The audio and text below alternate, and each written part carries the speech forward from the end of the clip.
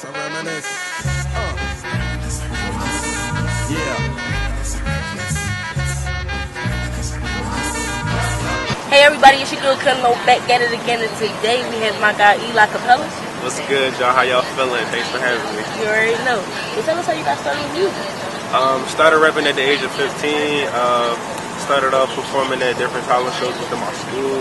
Then when I graduated, I just was doing a bunch of open mics in the city, and I decided that I was willing to take the long road in the underground and continue to build my fan base little by little.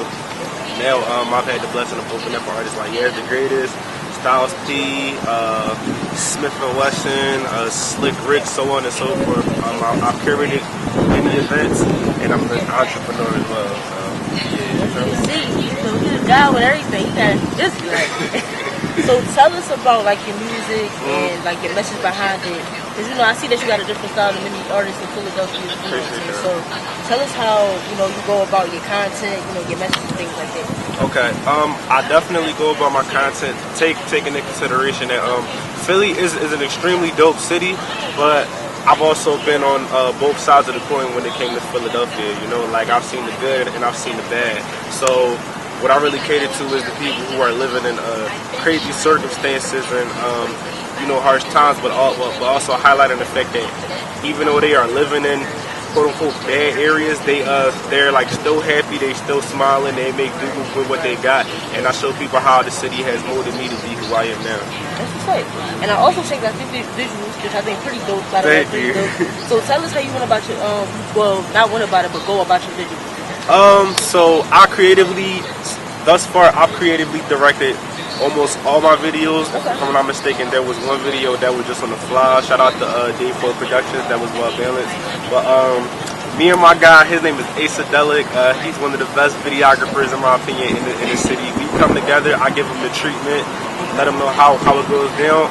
I take the creative direction, and he does as well. And he plays this part in showing me the best angles that we should take and whatnot based on the areas that I choose.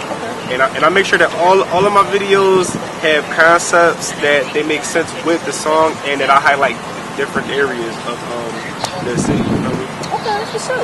So I see that you got like a old school kind of flow, like image, like here and there. Because I was checking out your video, I'm like, okay, I see where he get his flow, saying, things like that. But who do you look up to in the industry, like as far as like old school hip hop? As far as old school hip hop, I would definitely say P. Diddy, because he is a extremely strong producer. Because not only does he take inspiration from old school, but he also knows how to bridge the gap between old and new. Right. You feel me? He knew how to take somebody like Biggie, who started off as a street rapper, and he turned him into an artist. He was able to give him different types of directions so that he can have the versatility that people know him for. So yeah, that's definitely a big inspiration, and the way that he conquered the business in terms of hip hop. So what you're doing, do you plan on doing making moves like he did, or do you want to just stick to just still curating events and just bringing the people together? I definitely plan on me personally, I feel like blowing up is the easy part. Right. You feel me? I feel like the part that I'm really honing in on is making sure that I'm protected on all levels of the business, so that when it comes to making my music, I'll be able to focus just on that without any worries of being blackballed, being cheated out of my money, being cheated out of opportunities, and being cheated out of having creative control over my music. So that's definitely one of the things that I've been doing, that I've been working on in terms of my music career. And of course, I definitely want to continue to curate events and get back to the community, but I want to do it on higher levels of bigger type of vibes. Actually, one of the events that I have coming up August 31st will be in Miss Soraya Nicole Taco Night Open Mic. The tacos is free, $7 entry if you RSVP and repost the flyer, and it's going to be lit. So tell us about you working with your girlfriend. Tell me she's also not a rapper. Yeah, rapper, singer. Okay, rapper and singer. There we go. A rapper and singer. So tell us about how you two collab and your minds and you make the music together? Definitely. So she curated an adult open mic called Candy Night Open Mic. That's actually how I met her and how I met my bro. MC Knowledge. Y'all should check him out. She had the type of network that I was dying to come across. You know, like when I first started off performing in the Philly hip hop scene, it's kind of like gravity training, because there wasn't really most of the venues that I've gotten booked for, and most of the showcases that I started off at, there wasn't really a whole lot of love. Like everybody was kind of on a do for self type of vibe and a dog eat dog. I don't mind because I thrive off of competition, and like that never affected me. But being in a network where it's healthy competition and people aren't afraid to say, yo, you nice, that was something that I really appreciated about her.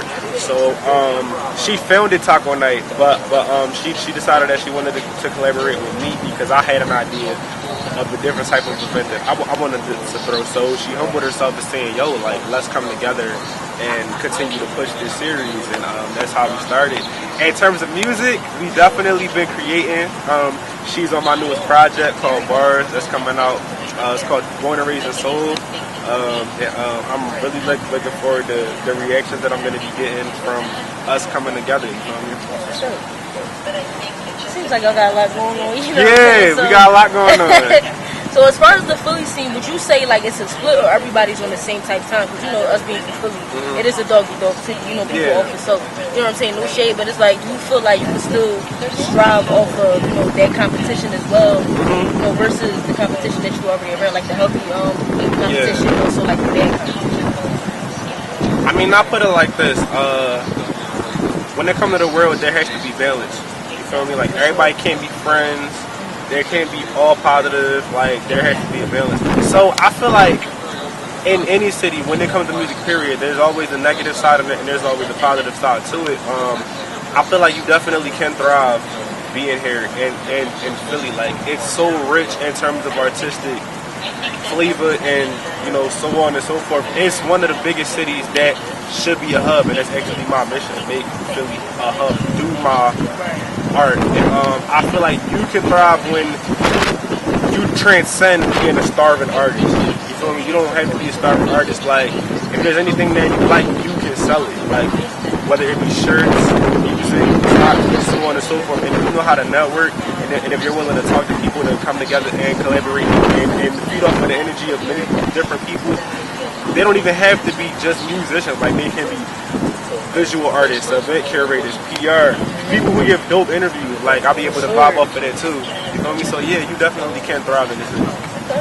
So with so much going on, you know, with the government, with, you know, like, it's crazy. So what is your mission now? Has your mission, has it been greater now? You know, now that everything is going on, things are like, you know, they're rising and falling and stuff like that. So how, as an artist, are you able to keep rising above everything that's going on? I got you. The mission is the same. It's the intention that's greater. You know, when I decided to take this seriously, my pop told me, yo, like, you do realize that being a hip hop artist, you are like the news reporter who's telling the real news. Who's talking about what's really going on. Back then I was 16, so I only could talk about as much as I knew at 16. Now that I'm 22 and I've been through different type of scenarios where, like, you know, there were actually two instances where, like, a gun has gotten pointed at me. One by a cop, one by this bull who was high out of his mind. Probably don't even remember what he did. Yeah, so I feel like the experiences that I've gone through from 16 up to the age of 22, the intention is greater. Like, now I have a better understanding of what it is that I have to do, and like the mindset is narrowing down to, all right, cool, this is what I got to talk about, this is what has to be said, this is how I can maneuver without suffering consequences of telling the truth, you know. So I'm not gonna say that I would die for this. What I'm gonna say is I would live for this. For sure. You know me, like to speak my truth. You know, with your music, are you redirecting, you know, like the black community or just the people in general to understand what's happening, other than it just being in the church?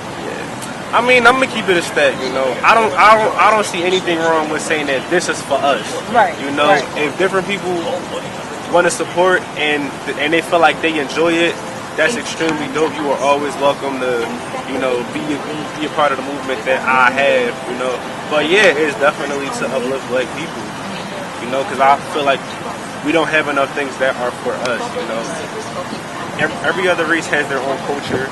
They have their own thing that they thrive off of. They have their own thing that, well, whether it's currency, money, like they exchange their own money. So I don't think there's anything wrong with exchanging our own music amongst each other. In terms of woke being a trend, I mean, I would rather people follow the truth blindly than not follow the truth at all. Feel me? I do feel like there are people who disguise the woke mindset to be crafty, to do things in ways that they're manipulating people, and I don't respect that. But I feel like at the end of the day, the truth always comes to the light. So, is there anybody like on the Philly scene that you want to work with, or you know that you see yourself collabing with, curating with, or anybody? Yeah, I definitely see myself curating the best with Chill Moody. I really respect the way that he conducts business. I definitely see myself collaborating with artists like Sean Smith. I definitely see myself collaborating with this rock band called Ill Fated Native. They are I don't they are know, fire. guys. Yes, they are definitely fire. I would definitely send you their work. I feel like that hip hop and rock collaboration has been missing since I want to say like Cypress Hill, Run DMC, and all that stuff. I would love to collaborate with Ill Fated Native. That would be lit. And if I had to give one more, definitely Tierra Whack. I bang with her creativity.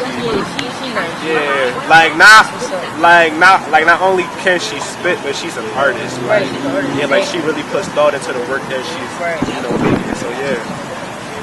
What's the greatest advice you would give anybody, you know, coming up or want to do the things that you do, or just in general as far as the industry, music, whatever? Read, bro. Like, bro, rap. Like, speaking for black people in general, they don't want y'all to read. There's so many books, like literally the answers is in your face. That's like the best way that they hide it from us. Read books, understand how money works, understand how the hip hop business works. Because once you do that, you don't have to be starving no more. There's always ways to make bread in the greatest way possible. So yeah, definitely read, children and adults. Yes. I think I got the last question. I think this is the last question. So when you become on top, what's the first thing that you want to do for your community or for the city? The first thing I want to do for the city is come back, you know, because something that I see that's been going on a lot is being in the underground. It's like probably the best time in your career being an artist, because there's so much creativity that's going down. It's so much innovation. It's like it's so many new things that's popping out of the underground, and I feel like the mainstream is where, like, let's say like a Drake or Kendrick are on top. 9 times out of 10, many artists are influenced by them towards the point that like the sound will shift to like whatever's like on top or popping. So I'm gonna always come back into the Philly underground scene, and like not even to just come in to gain inspiration, but to put people on. Not in the sense that I'm trying to sign them, but like, you know, giving them the tools that they need so that no matter what decision they make, whether they run with it or they select off, they'll have the tools and advice that they need to continue to bring themselves up. Because at the end of the day, it's easy to give out handouts, it's easy to give people bread, but it's always a invigorating feeling when people get it on their own. You feel me? Get it on their own with their team. You feel me? So yeah, that's the first thing that I want to do. So you already know who it is. Your girl Kenlo, back at it again. You can follow me on Instagram, Snapchat, Twitter, Facebook at The Kenlo Show. Where can they follow you? At ELICAPELLA9. Well, listen, stay tuned, and that's all, folks. Period. Out my grapefruit true, I dominate break loose, giving Mike's ministry cycles, streets disciple. I rock beats that's mega trifle and groovy but smoother than